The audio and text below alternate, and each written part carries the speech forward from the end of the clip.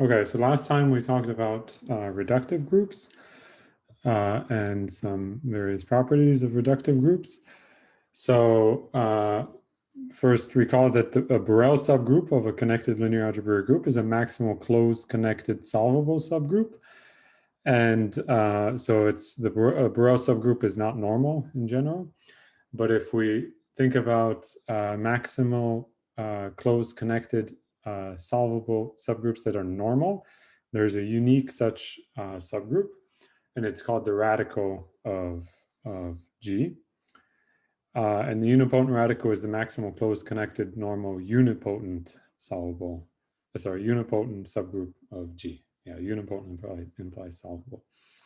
Okay, so we had those definitions, and a group is said to be semi-simple if its radical is trivial, and it's reductive if its unipotent radical is trivial. So reductive groups could still have some radical. They could still have some normal, non-trivial normal connected solvable subgroups, but they have no normal unipotent subgroups, except for the trivial one. And yeah, so there was this exercise, hopefully you got a chance to think about it, that if G admits a faithful finite dimensional irreducible representation, then G is reductive, which implies that some of our favorite groups are reductive, GLN, SLN, SON. And yeah, and the subgroup of upper triangular matrices, the Borel subgroup of GLN, is neither semi-simple nor reductive because it's a solvable subgroup. Right, okay, and then we had this property that if we have a reductive group, then the radical is a central torus. I wanted to point out that it's actually, the radical will be the connected component of the identity in the center. So the identity component of the center will be the radical. And we had these other properties, and there were also a few exercises to think about here. So yeah, okay. And so then for semi-simple groups, it turns out that any semi-simple group is equal to its commutator. So maybe you thought about why this is true for SL2. I'll say a bit later today about how you go from the SL2 case to the general case. Right. Okay, and then we talked about the connection to representation theory.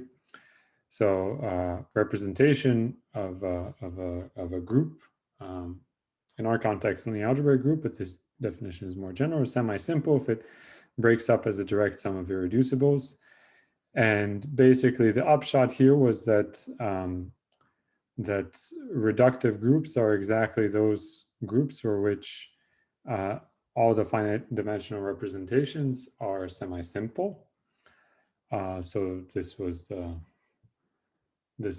upshot there. So I didn't really prove all the details. I gave you some idea of how to prove that any representation of a semi-simple group is semi-simple as a representation. But yeah. Okay, so then that was a connection to representation theory. And what we're aiming for is a classification result. So I want to describe a classification result. I won't be able to prove all the parts of it, but there's a classification result for reductive groups so you can parameterize reductive groups in terms of their root data. And so we're getting there, but we need to say some more things about root systems, and then we'll get to root data. So are there any questions about this set of notes about reductive groups before I move on?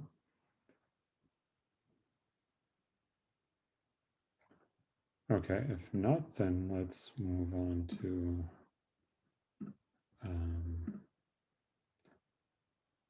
root systems. So this was kind of a very quick summary of root systems, more of an overview. So we saw that, okay, so in this business, we always have, we need a vector space with an inner product. In other words, a positive definite symmetric bilinear form. And here we're working with vector spaces over the real numbers, not over our algebraically closed field K.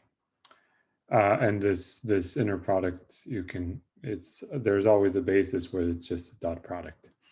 So we had the notion of a reflection across a vector. So this reflection takes the vector to its negative and fixes the orthogonal, the set of vectors, the orthogonal hyperplane consisting, the hyperplane consisting of vectors orthogonal to our vector V. So that's what a reflection does. And there's various properties about reflections, like they square to the identity. And a root system is a finite set of non-zero vectors in our vector space over the real numbers, such that they span the vector space. For any root, its negative is also a root, but no other multiples of the roots belongs to the root system. Also, the root system is sent to itself under any reflection across any root. So that's what the third axiom is saying. And the fourth axiom is this integrality condition. So there's several ways to think about this, but to me, the most intuitive way to think about it is that the projection of a root onto the span of another root is a half integer multiple of that other root. So it could be an integer, or it could be an integer divided by 2. So this is actually a pretty big constraint.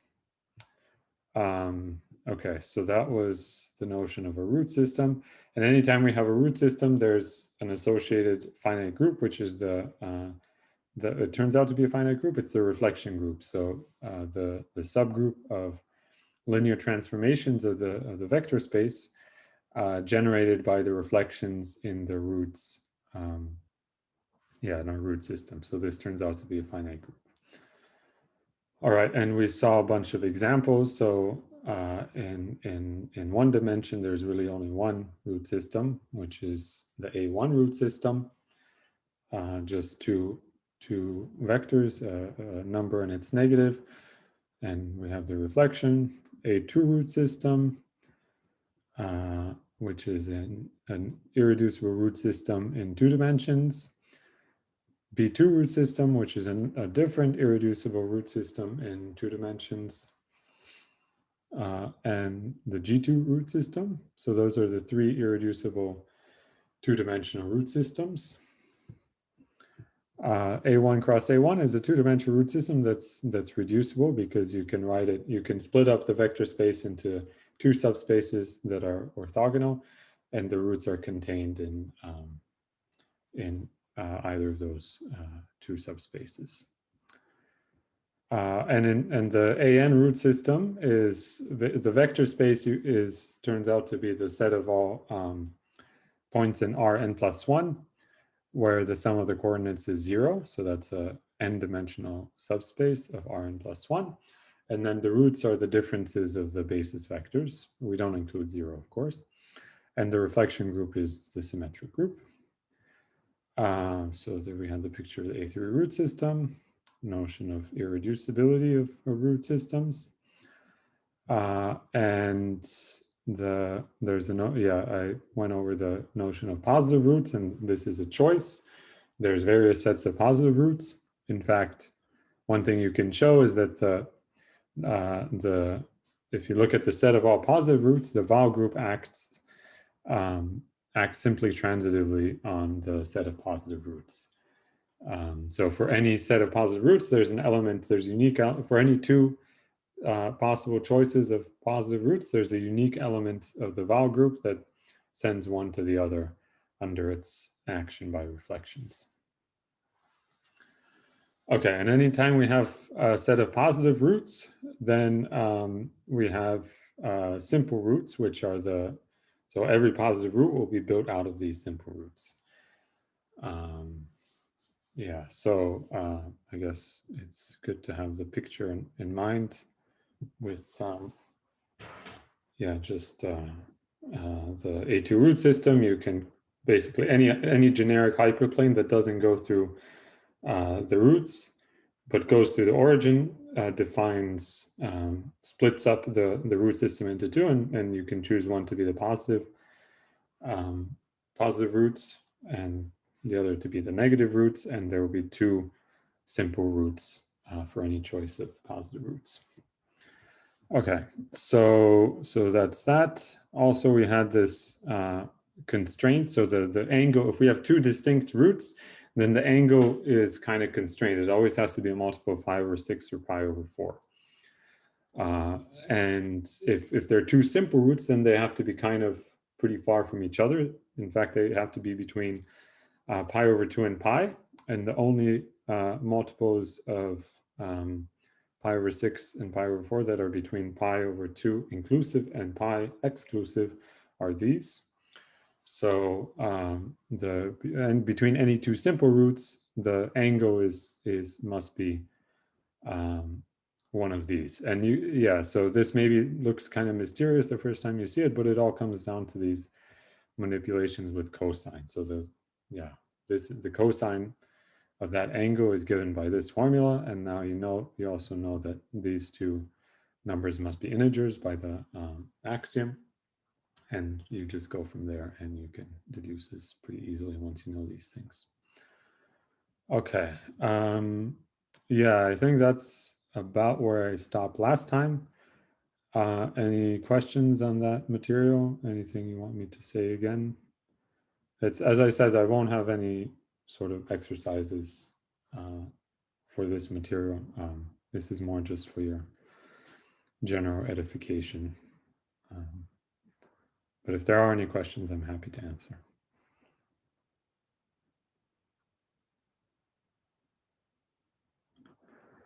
Okay, turns out that there is a combinatorial way to classify the irreducible root systems, and the way to do it is by associating a certain graph to any root system.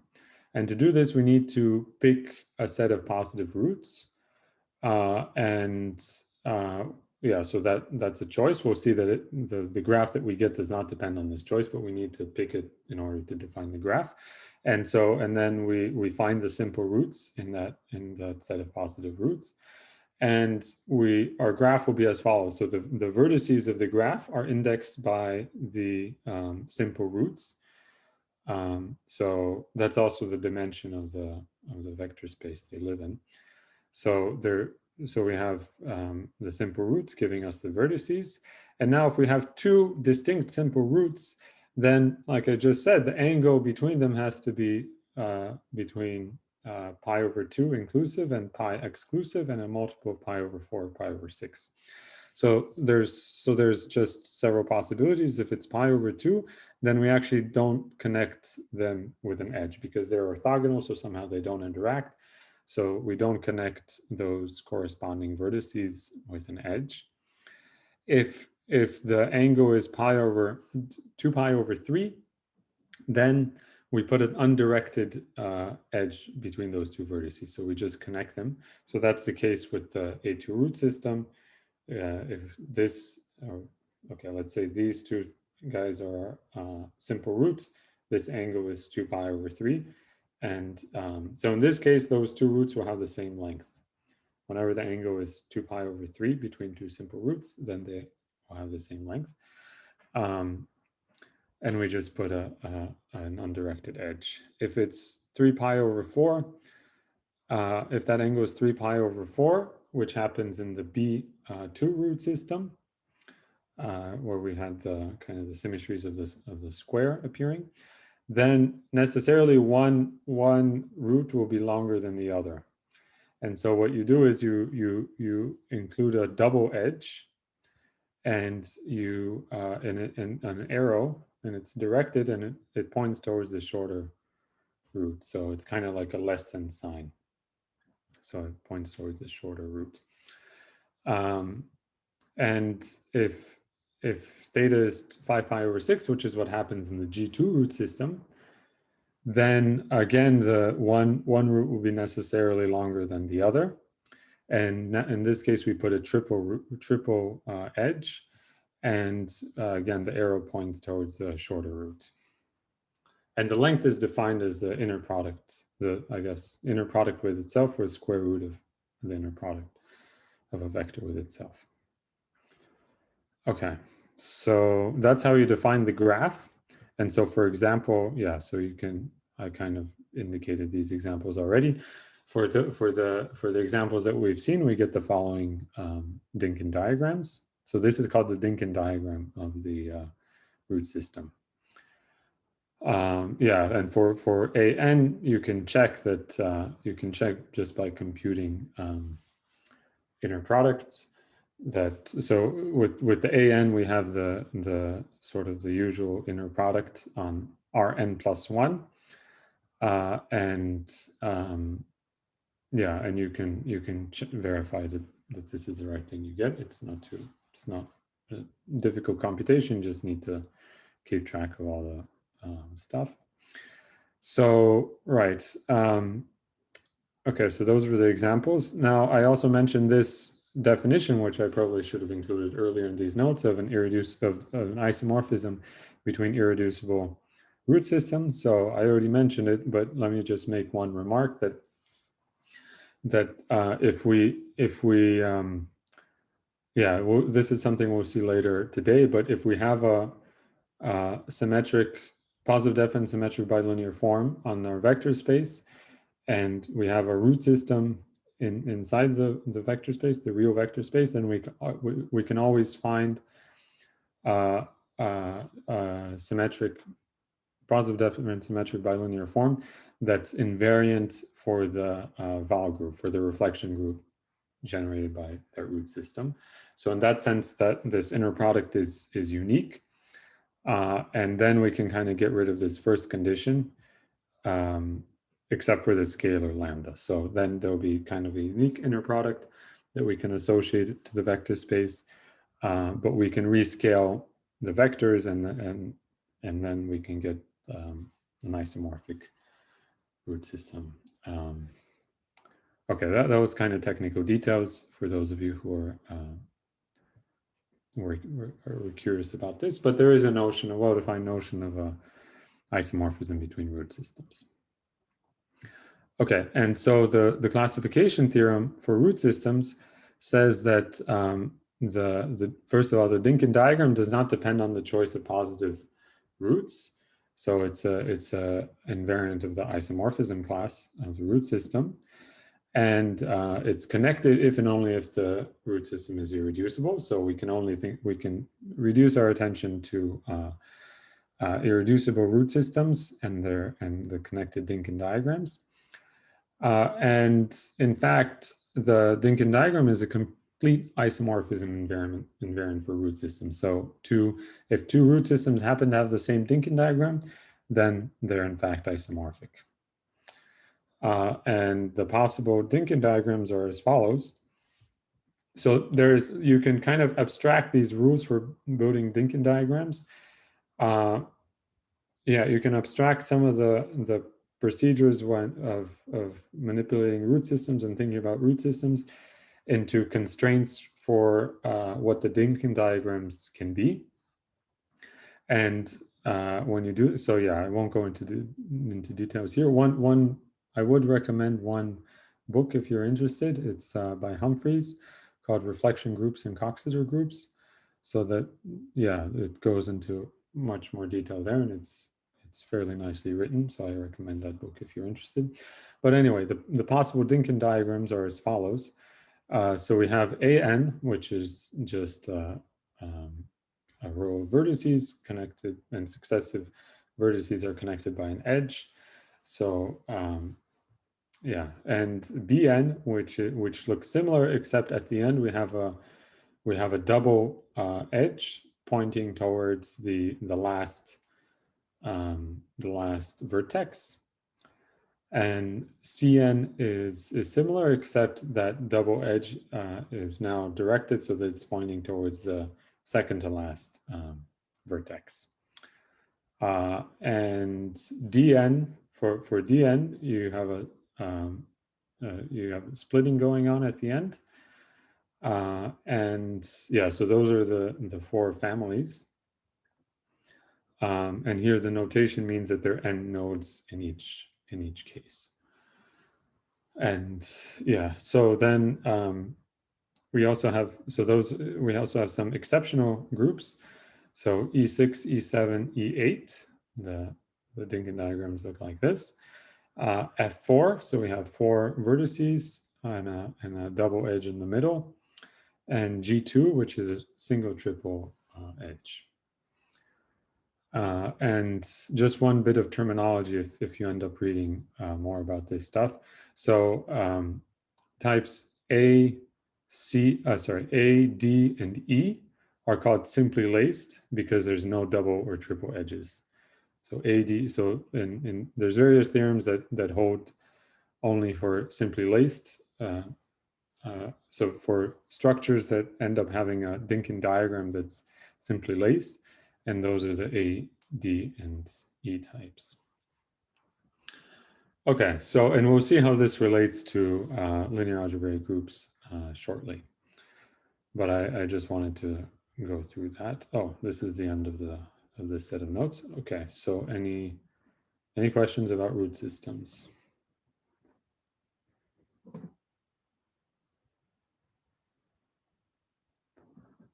All right, hope I didn't lose all you guys.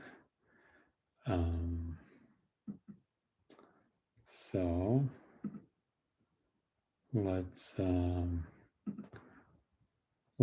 so now the next thing to do is to connect some of these ideas back to linear algebraic groups and to state the classification result for reductive groups.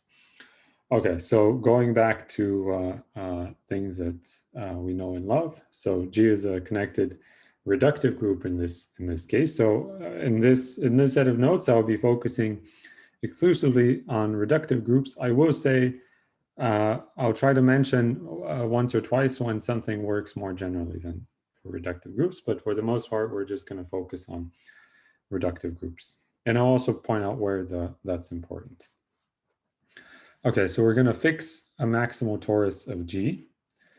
And so, yeah, we have to make this choice, but some of the constructions and classifications will not be dependent on which maximal torus we choose. And X will denote the character lattice of T. So the group of characters, which as we already discussed is Z to the n. So we can think of it as a lattice. And okay, so first definition is of the vowel group of G. So the vowel group is defined as follows. So it's the normalizer in G of the torus mod the torus. So the torus is a normal subgroup inside its normalizer. So that means that this is a group. And so first thing to point out is that because any two maximal tori are conjugate in the group, this is something I guess I didn't prove in too much detail, but it's something we mentioned, like because any two Borels are conjugate and any two maximal tori contained in a Borel are conjugate. So then any two maximal tori in the group are conjugate. So since that's the case, this definition does not depend on the choice of maximal torus. So we have this group that's associated to just G. So for if G was not reductive but was a general connected linear algebraic group, then we actually what we need to do is take the centralizer of the torus here, which is will be a normal subgroup of the normalizer. But if the group is reductive, then that centralizer is actually just the torus T. So for reductive groups, we have T. So if you're only interested in reductive groups, you can kind of ignore this remark and just take T. And it's still sorry, yeah, go ahead. Is it still it is still when defined, no matter which torus we choose? Yeah. And so it's also finite. So W is finite, and this is a result of way back when we were talking about tori and diagonalizable groups, we had this rigidity result of tori. And one of the corollaries of that result was that if you take the connected component of the normalizer mod the connected component of the centralizer of a subtorus in a group, then we get a finite group. And yeah, so that's what gives us this finiteness of the reflection group or the vowel group. Right. So okay, so some examples. So if we have GLN, then the maximal torus that we choose is the torus of diagonal matrices.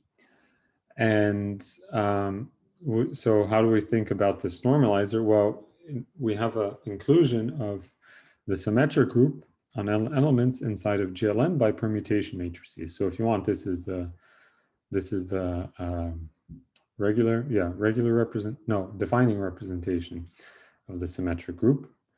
And so sigma is a permutation, M sigma is the matrix whose ij entry is 1 if sigma of I is equal to j and it's 0 otherwise. So it just has a single so every row and column has a single entry, non-zero entry that's equal to 1, and all the other entries are 0.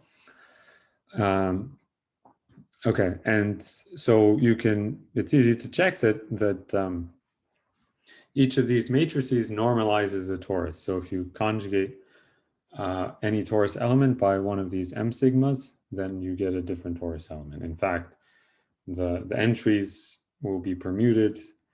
The entries in the torus, those diagonal entries, will be permuted according to sigma. So, in fact, these form a complete set of coset representatives for the normalizer mod the torus. So the vowel group in this case is the symmetric group. So I'll say a bit more about this later on. So then n equals 2 case is easy to prove. Yeah, I'll say more about this later. But the upshot is that in the GLN case, the vowel group is just the symmetric group. Okay, so why do we consider the vowel group? How does it connect to other things? Well, one important property of the vowel group is that it acts on the set of characters, on the character lattice of the torus. So, the statement is there's a well-defined action of W on the characters given as follows. So if we have a character, then W acts on the character, and that should give you a new character, and that new character evaluates at an element T in the torus to what the old character evaluated at the conjugate of T by W tilde. So W tilde is any lift of W. So basically, we take our little w. It's in this finite group that's a quotient of the normalizer mod the torus. So we can pick a representative of w inside the normalizer. We can conjugate t, little t, by that element. We know that that'll be another element of the torus because we took something in the normalizer. And then we just evaluate chi at that element. So yeah, so that's pretty straightforward, and so we can think of it as an action on the characters. We can also think of it as a representation on the real vector space of that's generated by the characters. So if we take this tensor product, we get a real vector space, and we have a W action there. Yeah, and this is well defined because it doesn't depend on which lift we take because the torus is commutative. So if we take some different lift of W, it'll differ from the first lift by an element in the torus, but that acts trivially. The conjugation action is trivial for that element, so it's all good. And it's still a character because when you conjugate each element of two things and take the product, that's the same as taking the product and then conjugating. Okay, so we have this action of W on the characters. Okay, there is a technical point here that it's what I was saying before. So if we have this W action on the characters, and in fact we can choose a positive definite symmetric bilinear form that is W invariant. So if you take W acts on a character and we pair that with W acting on another character, that's the same as a pairing of those two original characters. In fact, not just characters, but anything in this vector space. And the way you do it is you can just take any positive definite symmetric bilinear form, so any inner product that you like. So pick a basis, take the inner product in that basis, and then you can average things out. So you just define the new bilinear form to be the sum of the old bilinear form applied to all translates of x and y. Sometimes you divide by the order of the vowel group, so that it's like an averaging procedure. But anyway, the upshot is we can always pick a W invariant inner product on this vector space. Okay, so we'll come back to that later. Okay, so now we want to relate things to root system. So it'll turn out that we'll find a root system inside this real vector space. So this characters tensored up to R. We'll find a root system inside that vector space, and in order to do that, we consider the adjoint action of the torus on the Lie algebra. So you'll recall that the group acts on its its Lie algebra through the adjoint action. We had a lecture about this, and this is a linear action, so it's a representation of the group on this vector space, which is the Lie algebra. And now we don't think about the whole group acting; we just think about what the torus does. So we have the torus mapping to GL of the Lie algebra, and we have the adjoint action of the torus. So the reason we want to think about the torus is because we know we proved previously that the torus has very nice representation theory. It's semi-simple, so we can it's semi-simple, and the irreducibles are one-dimensional.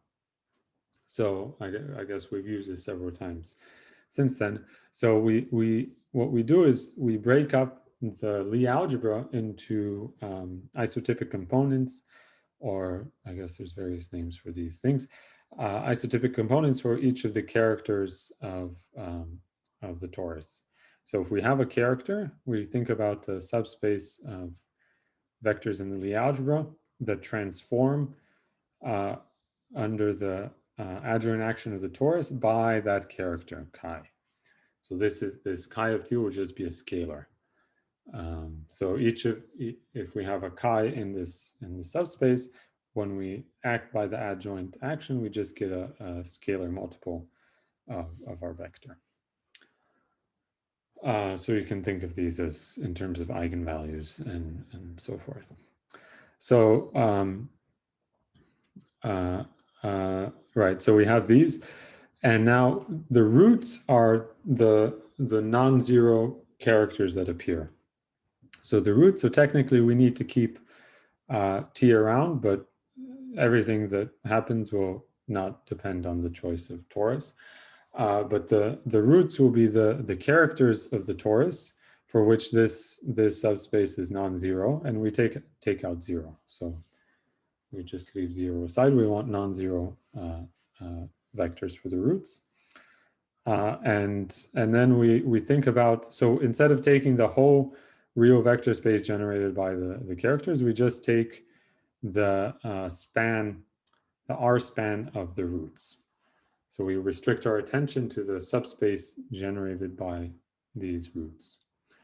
And so the big theorem here is the following. So first of all, these things that I'm calling roots are actually roots. In other words, they form a root system inside of V.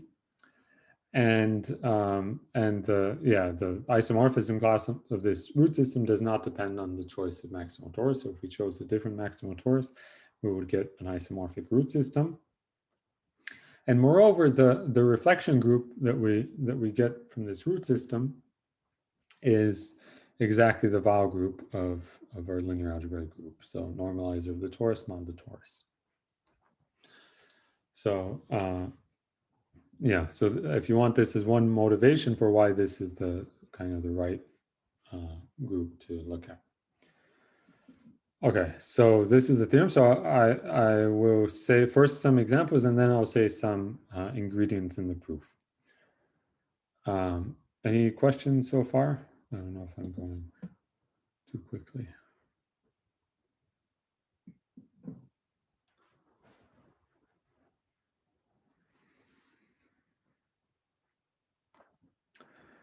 Okay, if not, then let's jump into some examples. So what's the root system for SL2? Well, we know we can choose our favorite maximal torus, which is diagonal two by two matrices with determinant 1. So that's just a one-dimensional torus. So that, and we know that the roots, the characters of a one-dimensional torus are just integers. So, and we have an explicit isomorphism. An integer n goes to the character that takes this diagonal matrix to a to the n, where a is this top left entry. So that's an explicit isomorphism. Okay, now what do we need to do? We need to compute the weights for the T action on the Lie algebra. So we need to decompose the Lie algebra in terms of isotypic components for this maximal torus action acting by the adjoint action. Okay, so you'll recall that the Lie algebra SL2 is three-dimensional as a vector space. It's spanned by elements E, F, and H. So we had these, we can think of these as certain traceless matrices. And we had the following relations. And so using the relations, using the relations or just computing directly by conjugating matrices, you can see that that first of all, the adjoint action of this torus element on E is a squared times E. So, and this is just formed by taking the matrix for E, so 0, 0, 1, 0, 0, conjugating it by this matrix, you get a squared times E. Similarly, for F, you get a minus 2F. And for H, you get just H itself, because H is actually already diagonal. So you get that things commute, so you just get H itself. So that means that in this basis, E, F, and H, the adjoint action of this torus element is just a squared, a minus 2, and 1. And if we want to compute those isotypic components, we see that we have an isotypic component corresponding to the character 0, and that's just the span of H. So that's what we have here. And we have an isotypic component corresponding to the integer 2. So I'm identifying characters with integers. So for the character corresponding to the integer 2, we have a one-dimensional isotypic component, which is just the span of E. And similarly for minus 2, we have the span of F. And so that just comes from this easy computation here. Right. And then, so what's the root system? Well, we have to take the non-zero characters that have non-zero isotypic components. There's only two of them, 2 and minus 2. And so we get the A1 root system. So that's why when I was going over the examples of root systems, I chose 2 and minus 2. So maybe it looked mysterious then. Hopefully it makes more sense now. Okay, so does that example make sense, everybody? Why does G, you say G0 and G2 and G minus 2? Where did you define them? You mean at a point, or what do you mean by G0, G2? Yeah, so what this is the same thing. So I'll scroll up a bit. So this is these we're computing these G chi's. Does that make sense now? Okay. Yes. Okay, great. So okay, so that's SL2. Any other questions about SL2 or any of the stuff we've gone over so far? Okay, so let's do PSL2. So this will be somewhat similar. So for PSL2, so remember PSL2 is the quotient. So I'm in characteristic 0, so no need to worry about those edge cases. But if we, PSL2 is just the quotient of SL2 by its center, which is plus or minus 1, plus or minus identity matrix. And so if we take T as before to be the torus in maximal torus in SL2 consisting of diagonal matrices, then so first of all the center is contained in the torus, and we can quotient out by that center, and we get a maximal torus of PSL2. And how do we think about this maximal torus?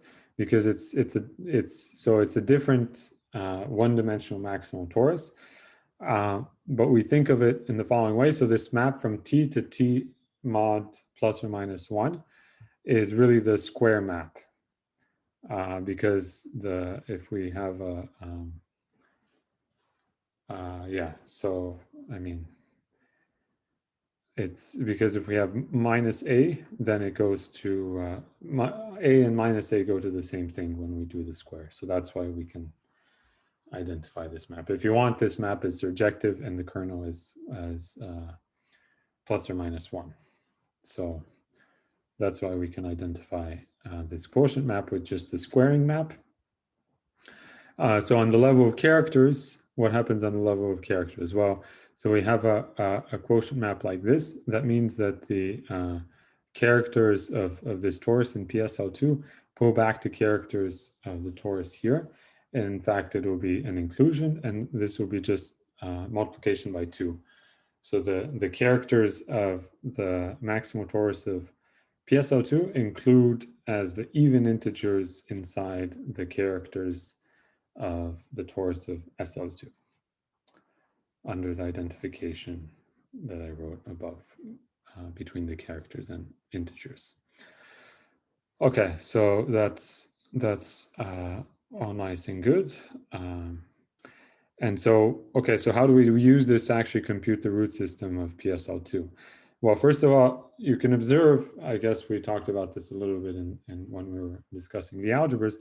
The Lie algebra of PSL2 is the same as the Lie algebra of SL2.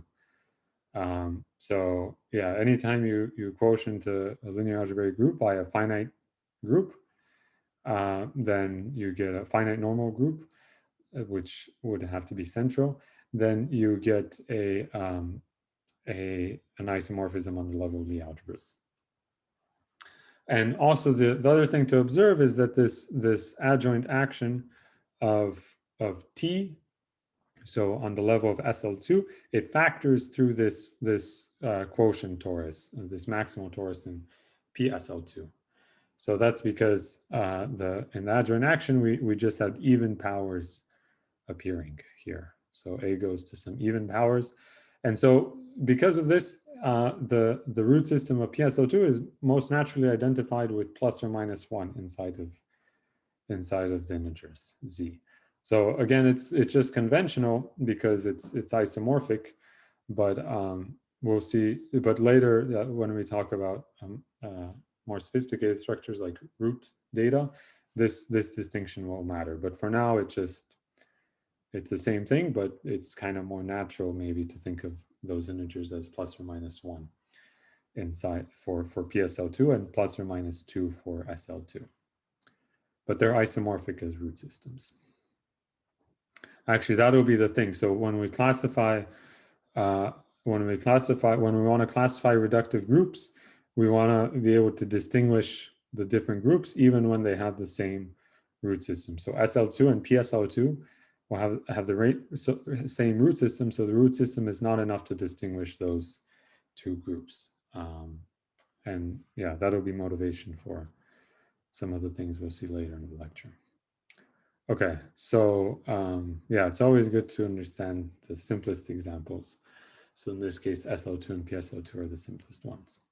Okay, so jumping up to GLN, let's compute the root system of GLN and verify that it's actually the AN-1 root system. So we take our maximal torus, as usual, diagonal matrices. So it's an n-dimensional torus, and just like we've been doing, we can identify the characters of the torus with z to the n. So the isomorphism is as follows. So the basis vector, so we have like the standard generators for zn, and the ith one goes to the character that sends this diagonal matrix to its ith entry. And just to be clear, so because there's this confusion between things being written additively on this side and multiplicatively on this side, if we had a general element in here, so that's some linear combination of these generators, the standard basis, then the corresponding character is written multiplicatively. So it takes this tuple A1 to AN to the product of the AIs raised to the appropriate powers coming from the coefficients here. So yeah, so there's always this step of translation. Yeah, okay, so just to keep that in mind. And so now we need to compute, we have our maximal torus. So the next step is to compute what the adjoint action does and what are the isotypic components, what are the characters that appear in the adjoint action. So for this, it's enough just to think about elementary matrices. So the Lie algebra is GLN, so just all endomorphisms of n-dimensional vector space. So we have, so as a basis, as a vector space, it's generated by these EIs as a vector space. And we can just compute what this a torus element does to an elementary matrix in this under the adjoint action. So you can, I mean, to verify this, you write T as a diagonal matrix, and you just conjugate E by this diagonal matrix, and it'll be a scalar multiple of the elementary matrix E, and the exact scalar is EI minus EJ, where this is lowercase e, this is coming from this z to the n lattice. So I'm identifying the characters with z to the n. Right, so so I encourage you to do this little exercise to get a better sense of what's going on. Okay, so what that means is that if we have, so that means that the roots are exactly these differences, EI minus EJ, and we take out the zero root as usual. And if we think about the span, what's the span inside of Rn of these roots? Well, we don't get everything. We get a n-1 dimensional subspace, which is the set of characters where the sum of the coefficients is 0. Right. Okay, so that's the example for GLN. I think this is a good place to take a break. So let's take a break, and I'll ask for questions as soon as we rejoin.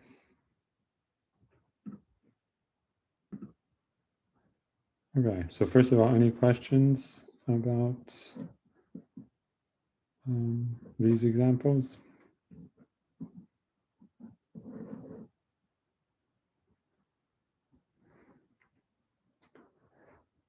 Okay, so in that case, let's let me say some words about the proof of the theorem. This won't be a complete proof, but I want to give you at least some idea of what goes into the proof. So, okay, so first of all, we know that the radical, so our group is reductive, so we know that the radical is a central torus. And that means that the adjoint action of the radical is trivial. So anytime we have a central subgroup acting by the adjoint representation, is trivial. So that's something you can deduce pretty easily from the definition of the adjoint action. And so the radical won't contribute. The part of the maximal torus that's the radical won't contribute to the characters, and also the Lie algebra of the radical will be in that 0th piece of the decomposition of the Lie algebra into characters. So we won't see any parts of the radical in the other pieces. And because of that, you can identify the roots of the group with the roots of its semi-simplification, so G mod the radical. And so this reduces the argument to the case where G is semi-simple. Now, if G is semi-simple, then as I think we mentioned last time, its Lie algebra is semi-simple as a Lie algebra. And this maximal torus, it has a Lie algebra, which is a subalgebra of the Lie algebra of G, and that's a Cartan subalgebra. So it's a maximal diagonalizable subalgebra. And so then you can proceed in a way that's somewhat standard. So if this class were more representation theory oriented, Lie algebra oriented, then we would go into more details, but maybe some of you are already familiar. So I recommend this taking a look at chapter 14 of Fulton and Harris's book on representation theory. So let me give you the outline of the argument. So the first thing to do is to argue that each of these weight spaces is actually one-dimensional. And then to argue that if you take, and also as part of that to show that the negative of any root or there's this terminology distinction. So let me call the weights as being all the possible characters of the torus. So a weight of a representation, a weight of the torus on a representation is a character of the torus that whose isotypic component is non-zero. Okay, so the weights of the adjoint representation are what I was calling the roots. So the weights of the torus, if alpha is a weight of the torus in the adjoint representation, then its negative is also a weight. So that's something that's something they talk about in that chapter.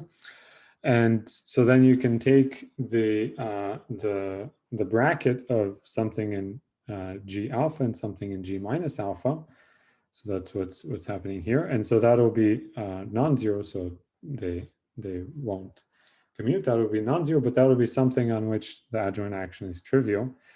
And it will be one-dimensional since each of these spaces is one-dimensional. And so then you can think about this Lie subalgebra, which is G alpha, G minus alpha, and their commutant, which is a one-dimensional subspace.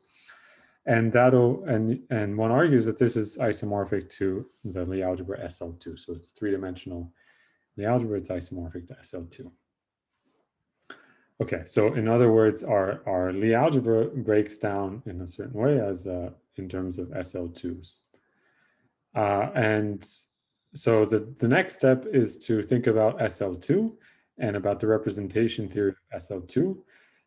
So if you call H alpha that the element corresponding to the element H in SL2 inside of this commutator, so that's something that lives in G0 of our Lie algebra. And so once you prove some things about the representation theory of SL2, which maybe some of you are familiar about, you use the constraints for what the eigenvalues of this operator can be, this bracket operator for this H alpha. to argue that we have this this integrality condition for the projection. So there was that last axiom in the definition of a root system that if you project one root onto another, then you get a half integer multiple.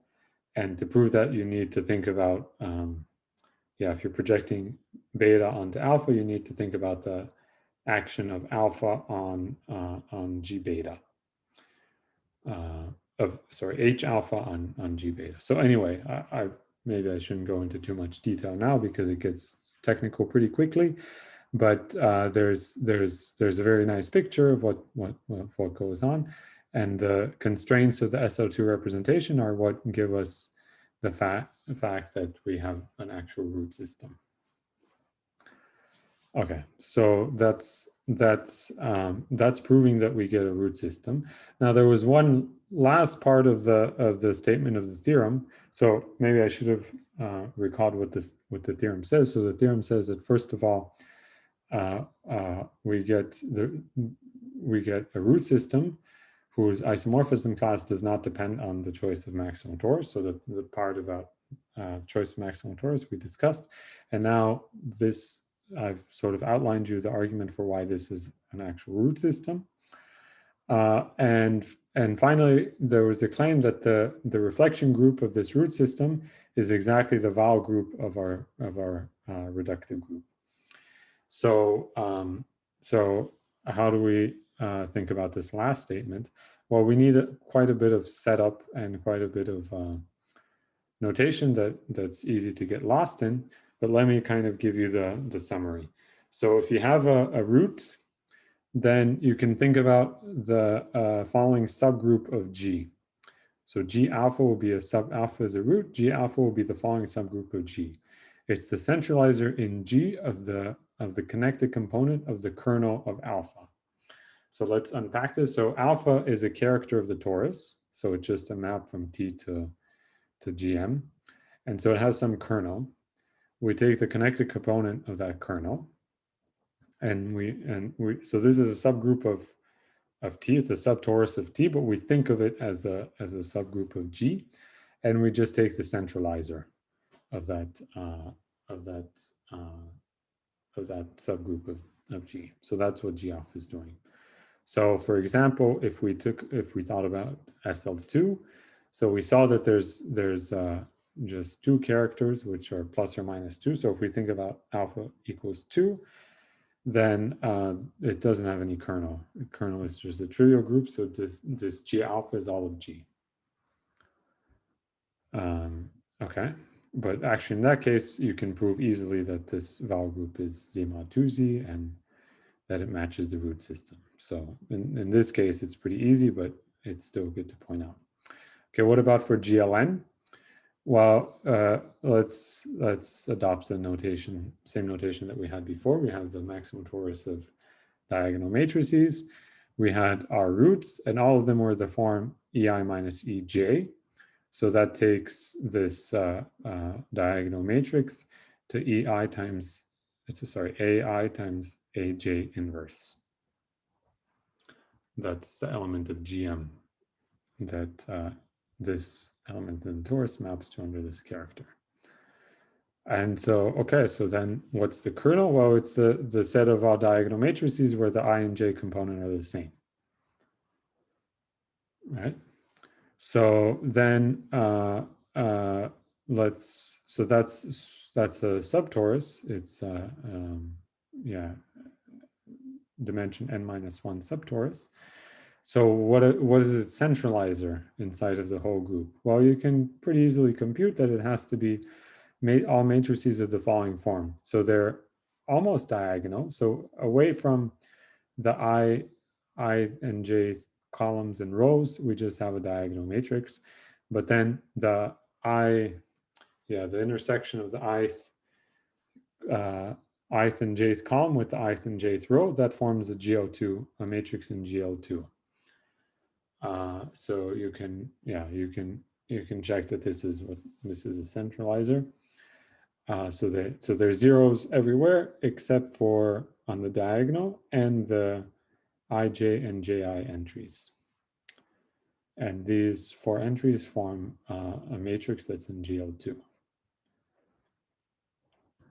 All right. So in particular, X could be 0, W could be 0, but we still have to have this matrix formed by X, Y, Z, and W be in GL2. Okay, anyway, so then you see that as a group, the centralizer is isomorphic to GL2 cross n minus 2 dimensional torus. Okay, so that's the GLN example. So it's just good to keep in mind sort of what these groups look like. And also it's good to keep in mind that the torus will actually be contained in G alpha, because remember G alpha is the centralizer of a subtorus of T, but T is commutative, so it will centralize any subgroup. So then it must be contained in the centralizer. So that's why we have T including into there. And also T mod the kernel is just GM. So alpha is non-trivial. So we have that. Okay, so so this is what needs to be shown about these groups G alpha. So again, it's important that G is reductive here. So then, first of all, each of these subgroups is connected and reductive. So for any root, we associate this subgroup, and it turns out to be connected. And this subgroup, you can think of it as a bit bigger than the torus. It's not. They're kind of relatively small groups. They have the torus in them, and they have a bit more stuff in them, but not too much more. And in fact, each of them is connected and reductive. And if you think about the commutator subgroup inside of each of these subgroups, it's isomorphic to SL2 and PSL or PSL2. And this connects to the discussion, Lie algebra discussion from above, because actually the Lie algebra of this commutator will be exactly that copy of SL2 that I mentioned before. Yeah, okay, but so we have that the commutator subgroups are isomorphic to SL2 or PSL2. So in this way, and finally these G alpha generate the whole group G. So you can see that pretty easily in the GLN case, and yeah. So in that sense, so for reductive groups, yeah, if our reductive group were semi-simple, then it's built out of copies of SL2 and PSL2 in this way. And if it's not semi-simple, then we have some extra torus components. But other than that, it's built out of SL2 and PSL2. And I want to mention that as a corollary of this proposition, you get this result that if G is semi-simple, then it's equal to its commutator. Because if G is semi-simple, then each of these G alphas will also be semi-simple. And since the commutator is so the commutator is isomorphic to SL2 or PSO2. So that means that G alpha itself had to be SO2 or PSO2. So there's a little bit to show there. And then the fact that they generate.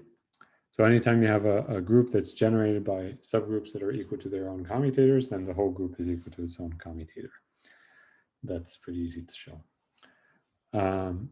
Okay, so all these things you have to prove with using various manipulations, but they're true.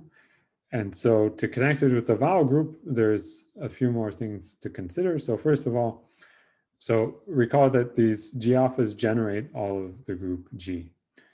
That implies that if we want to think about the vowel group, it's generated by the normalizers of the torus inside of G alpha mod the centralizer of the torus inside of G alpha over all the alphas.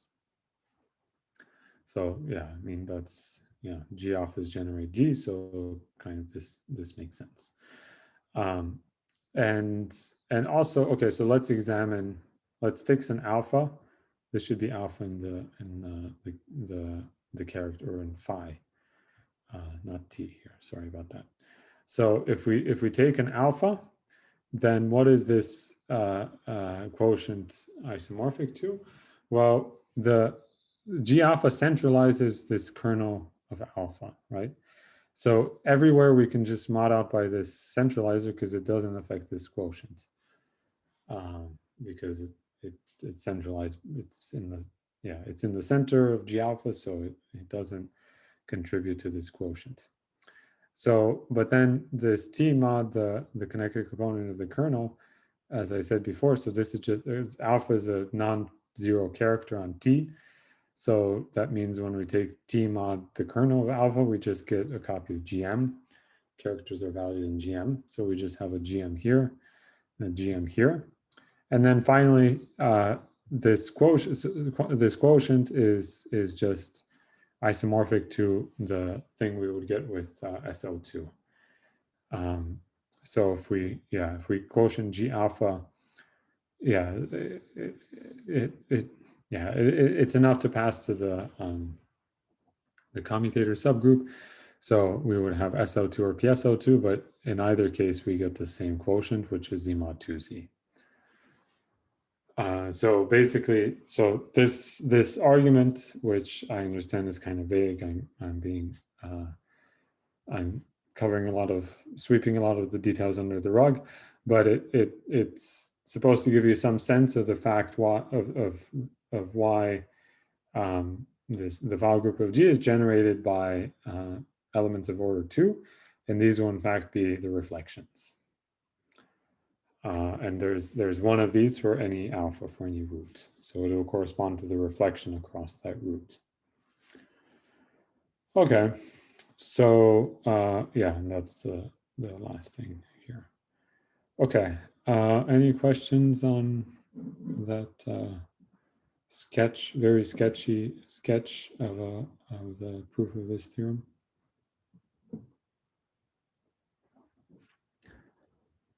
All right, so okay, so then moving on. Am I doing on time? Okay, so moving on, we see that we have an assignment. So to any reductive group, we can assign a root system. We can associate a root system, and we do this by taking picking a maximal torus, then taking looking at the isotypic components of the adjoint action on the Lie algebra, taking the non-zero ones, and those form a root system inside of the space they span inside of characters tensor R. Okay, and there is a similar assignment for non-reductive groups. I included an appendix to these notes, so if you're curious, you can check what you do for non-reductive groups, but it loses more information. So with reductive groups, we retain enough information that we can work with this to enhance it into a complete invariant. Okay, so some facts. So first of all, if you think about it, it's pretty clear that if we have a product of two groups, then the associated root system will break up into two disjoint pieces that are orthogonal to each other. So in other words, the root system is reducible. So it's enough to think about groups that are not products of other groups. Also, so G is reductive, if we mod out by the center, that does not affect the root system. And the reason for that goes back to what I said about the radical. So this is like it's basically what I said about the step of passing from the reductive group to its semi-simplification, because the center the adjoint action of the center is trivial, and its Lie algebra will belong to that zeroth piece. And the roots are away. So the roots are the isotypic components that are corresponding to characters that are non-zero. So that's more or less the reason why the center doesn't affect the root system. So we can just mod out by the center. In particular, this is another way to see that this is not an invariant. of reductive groups. Or this is not a complete, sorry, it's an invariant, but it's not a complete isomorphism invariant, because a group and the group formed by modeling out by the center have the same root system. So we saw this with SL2 and PSL2. Okay, so also every root system appears as the root system of a reductive group. So this is a bit more sophisticated to show, but it's true. And so you can think about reductive groups as splitting up into families depending on their type of root system. So I mentioned the classification of root systems, and that's kind of the first step for the classification of reductive groups. So we first classify them into families. So how does this work? So let me put up the chart here.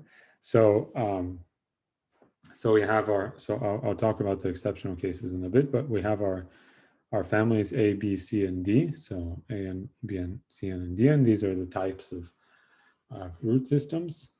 And for each, so in this table, I've included I've included some representatives for each family.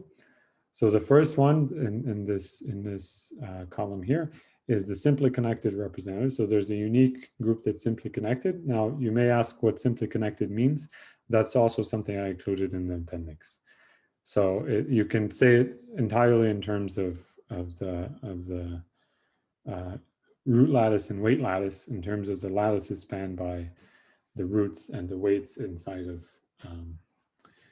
the real vector space spanned by the characters. So more in that, if I get to the appendix today, I'll say more about that. Otherwise, you can read what simply connected means in this setting. It matches, so the types of groups, if you think of these as Lie groups, then it matches the topological notion of simply connected. But anyway, there's a unique simply connected representative in each of these types. So for type A, it's SLN. So AN goes to SLN plus 1. For type B, it's the spin group. So this is a double cover of the special orthogonal group. And it's so in odd dimensions you have Bn, but in even dimensions you have it's type Dn. And in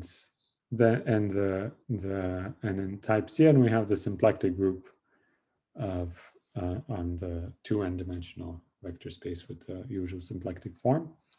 And every family also has an adjoint representative, and this adjoint representative is the representative with no center. So as I said before, we can always mod out by the center and get a group with the same root system. And if we do that, we get a group with no center, and here are the representatives in that case. So PSLN, that's clear. In odd dimensions, SO 2n plus 1 will have no center. And the symplectic group mod just has the plus or minus 1 as its center. So if we mod out by that, we get the adjoint representative. And it's interesting that in even dimensions, the special orthogonal group is actually not simply connected. It has fundamental group Z mod 2Z. And when you quotient, it has, it's neither simply connected, but what I meant is it's not adjoint. It has a center. Its center is plus or minus 2. Plus or minus 1. And if you mod out by it, it's not, I guess that's right. It's plus or minus 1. And if you mod out by it, then you get what's known as the projective special orthogonal group.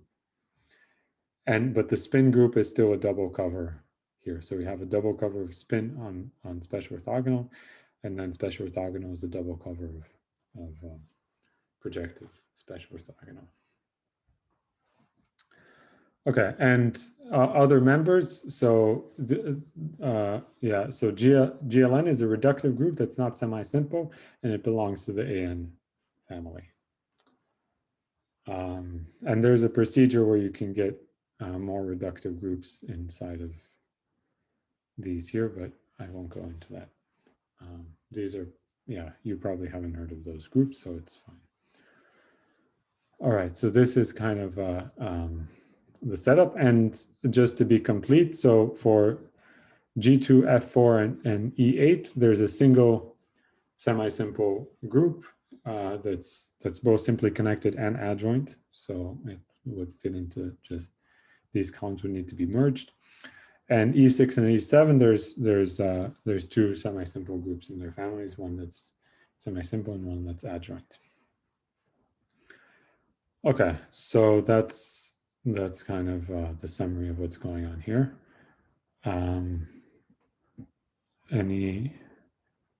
So the next thing would be to talk about root datum, but any questions about this chart? So you can classify all the algebraic groups in some sense in the semi-simple algebraic groups during this, the same as the semi-simple groups. So you're asking about the classification of semi-simple linear algebraic groups. Yes. Yeah, so that's actually a bit easier. So any semi-simple group will be a quotient of the simply connected representative by a central subgroup. So in fact, away from type A, so in type B, C, and D, these are what I've listed here are all the semi-simple groups of that type. For type A, we have more when n is not prime, or n plus 1 is not prime, because we can just mod out by some other central subgroup of scalar matrices. Does that answer your question? Okay. Yes. So yeah, but then with reductive groups, we can have some torus components that we can add in. And yeah, I think actually not that much can happen with those torus components, but anyway, there's more that can happen. Okay, so the motivating question is, how do we enhance the root system in order to distinguish different members of the same family? So the members of the same family have the same root system, so how do we find something that's different? And the answer to this is to consider the root datum of a linear algebraic group. And we'll only be concerned with reductive groups. So the root datum so let me give an abstract definition. So this will be in the flavor of root systems and it will be abstract. And then we'll think about some examples. So a root datum is a quadruple. So it's capital psi, and it consists of X, R, X check, and R check. So where X and X check are free abelian groups of finite rank, and they're in duality, so there's some duality pairing between them, non-degenerate pairing. And yeah, so we have that. And then R and R check are finite subsets of X and X check respectively. And those finite subsets are in bijection. By the way, so the non-degeneracy of this duality means that these two free abelian groups are of the same rank. And okay, so and then these subsets R and R check are in bijection. So we have some fixed bijection, alpha goes to alpha check. So, and we need to satisfy the following axioms. So first of all, if we do the pairing here with alpha and alpha check, we get 2. Second, if we think about reflection, the reflection in one of the, so the things in R are called roots and the things in R check are called co-roots. So if we think about a reflection with respect to a root across a root, then that sends the set of all roots to itself. So same sort of thing as we saw with root systems. And if we think about, and this is well defined on X, we don't need to extend scalars to R because we know that this is equal to 2. Anyway, it's well defined on X. And similarly for the co-roots, anytime we reflect across a co-root, we can write it in this way, and that'll take R check to itself. So maybe you need to like process I know these are a bit confusing because they're different from the definition of reflections that we had before, but it works out. I'll say the connection in a little bit. And finally, if we look at the span of alpha or the subgroup generated by alpha inside of X, and we think about what other elements in R are in that subgroup, there's only one other element, which is minus alpha. So just plus or minus alpha belong to the root in that subgroup. Okay, the identity does not belong to R. Okay, so that's a root. That's the definition of a root datum, so kind of abstract. Let me make a few remarks and then we'll talk about examples. So first of all, it follows from 3 that actually that same thing is true for co-roots. And if we think about the subgroup generated by the roots inside of X, so there was no assumption. So with root systems, we had this assumption about genericity, or things generating the whole vector space. But and here we don't have that assumption, but still we can take the subgroup generated by the roots inside of X, and then R is a root system inside the vector space where we extend scalars on Q to get a real vector space. And same thing for R check, or similar thing for R check. Okay, so this is the sense in which the notion of a root datum is a generalization of the notion of a root system. And one just note, if you're reading other books, then they won't have this axiom 3. And a root datum that satisfies this axiom is called reduced for those authors. But I think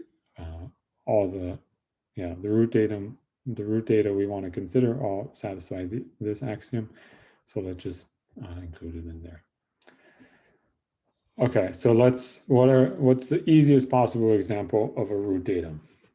Well, let's take X to be a abelian free abelian group of rank 1. Let's let X check be a free abelian group of rank 1. And let's say the duality can be given by just multiplication. You can think of multiplication as just the dot product on Z1. So that's definitely a duality. And then inside of the first one, inside of X, we choose plus or minus 2, and inside of X check, we choose plus or minus 1. And here it's important that we choose 2 and 1 so that when we pair, and the bijection is the obvious one, so 2 is paired with 1, minus 2 is paired with minus 1. And so if we take alpha paired with alpha check, we get 2 in all cases, in both cases. So that's why, yeah, so now we can't, it's not symmetric anymore. We can't just rescale. Or yeah,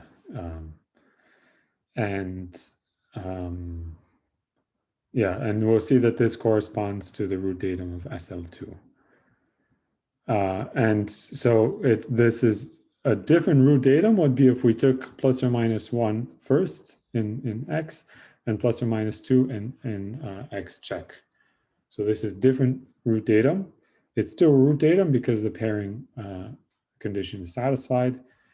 And the reflection condition is satisfied and everything else. And we'll see that this corresponds to PSL2. And rank 2 example. So let's take X to be the free abelian group of rank 2 with usual basis E1 and E2, or generators E1 and E2. And similarly for X check. And the duality is the dot product. So that's a duality pairing for Z2 with itself. And what about what roots shall we take? Well, if we take the roots being plus or minus E1 minus E2, and the same thing inside the other copy of Z2, plus or minus E1 minus E2, then you can check when you pair the two roots with the plus sign in front, you get 2. If you pair the 2 roots with the minus sign in front, you get 2 again. So there we go. So this root system, sorry, this root datum is symmetric. So this first part is the same as that second part. Whereas before we saw that if we switch the two components, so it's a general fact that if you switch the two parts of the root system, so if you switch the pair XR with the pair X check and R check, you get a new root system. In the first two examples, you see that they're duals of each other. In this example, it's self-dual. And this will correspond to GL2. Right, so I wanted to give these examples so that you have a concrete idea of what a root system is. And now let's talk about the root datum. Sorry, well, yeah, I said root system when I should have said root datum. Anyway, and now let's talk about the root datum of a reductive group, general reductive group. So as always, we need to pick our maximal torus T. We set X to be the character group of the torus. We know that this is a free abelian group of finite rank, a rank equal to the dimension of the torus.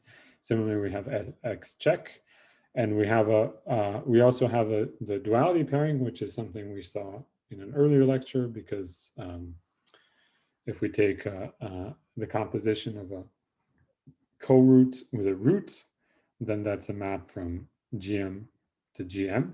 So first we map from GM to the torus, then from the torus to GM. So we have a map from GM to GM. Not just any map, but group homomorphism. So that's an integer Z, and that gives us the pairing. So you can go back to the lecture about tori and diagonalizable groups to remind yourself. But that's our pairing. I should have written that here, but I didn't. That's our pairing. And now let's let V. So here we need to do a little bit of manipulation, but hopefully it'll become clear. So so V, like before, is just the span of the roots inside the real vector space, like the characters tensored up to a real vector space. And we'll need to know something about the image of the co-roots inside of the dual vector space. So if we think about the duals, because V includes inside of this vector space, the dual of that vector space will map onto the dual of V, and the dual of this vector space contains the co-characters. So that's, yeah, I'll let you think about why that's the case, but it's pretty straightforward. So the reason we needed to do this manipulation is to include the vowel group action.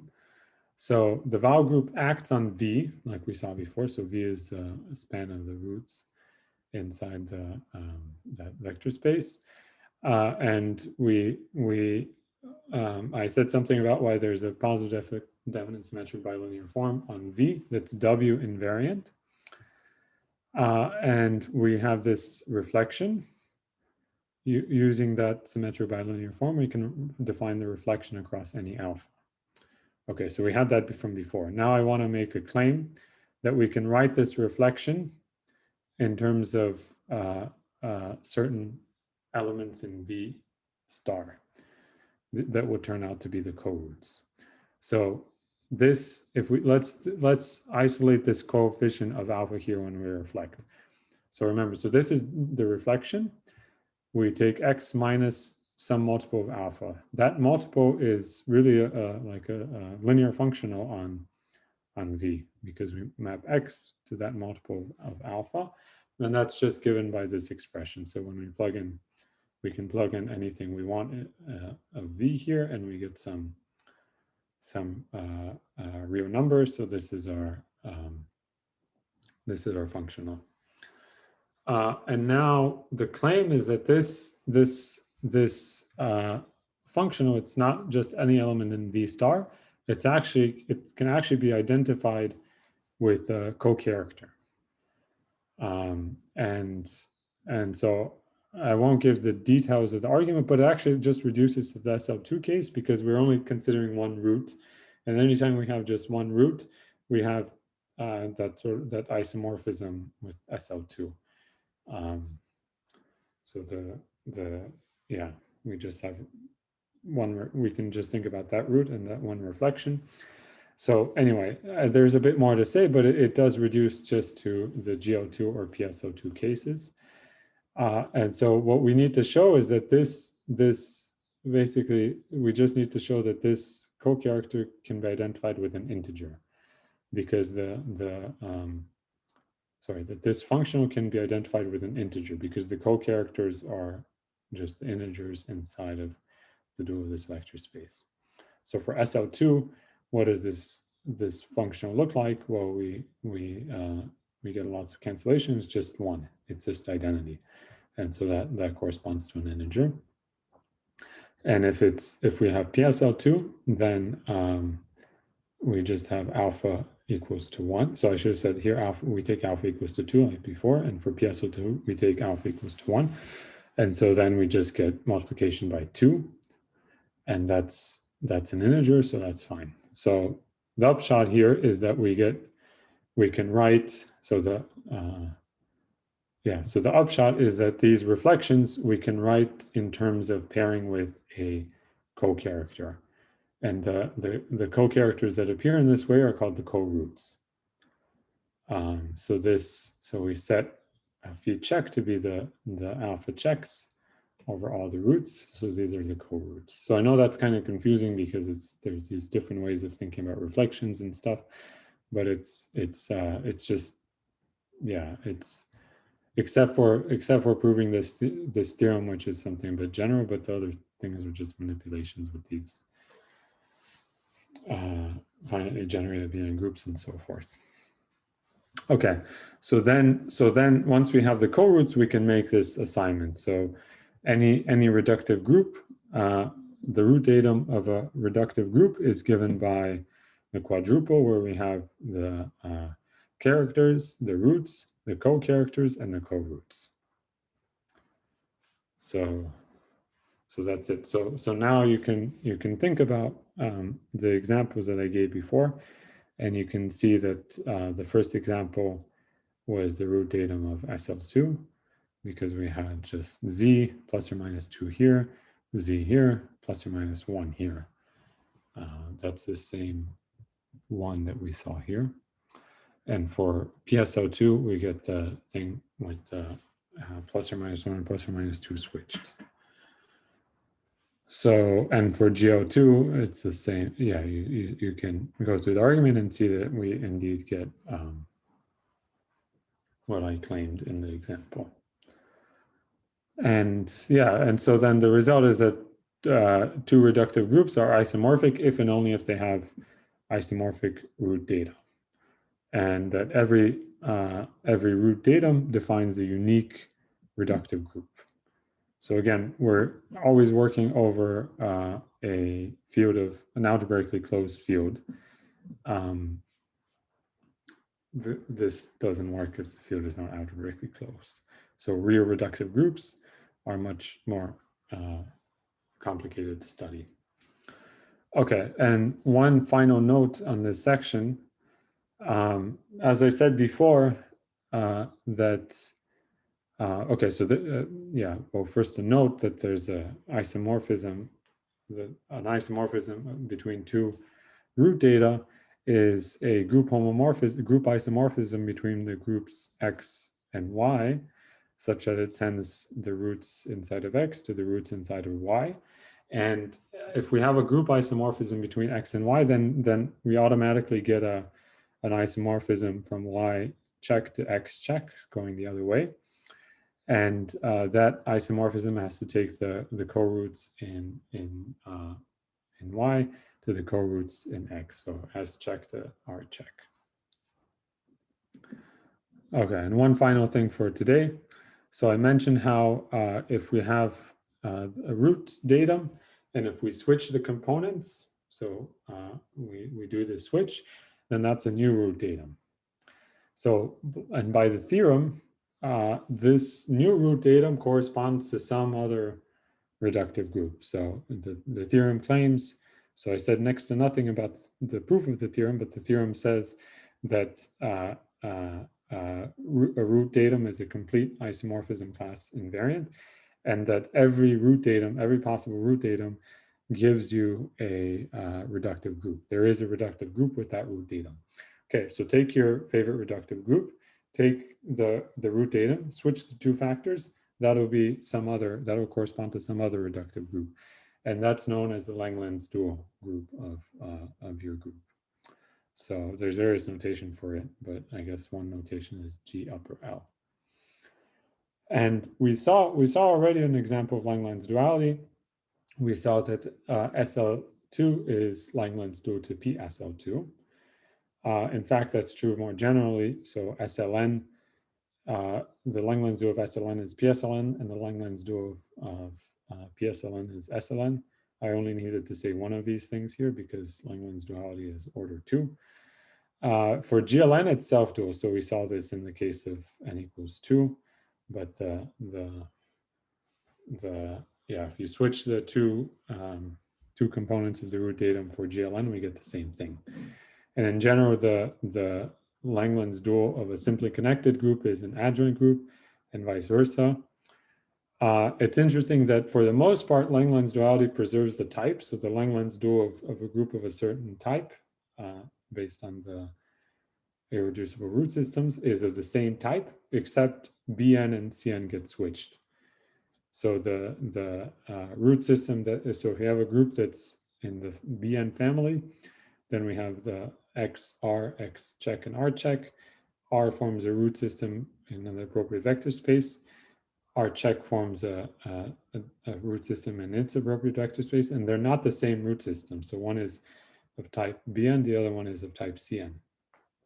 And so when you do it, when you switch, you get a group of type Cn. But for all other groups, those two root systems will be of the same type, will be isomorphic root systems. Okay, so I have an appendix here that you can take a look at if you want some more details about the constructions.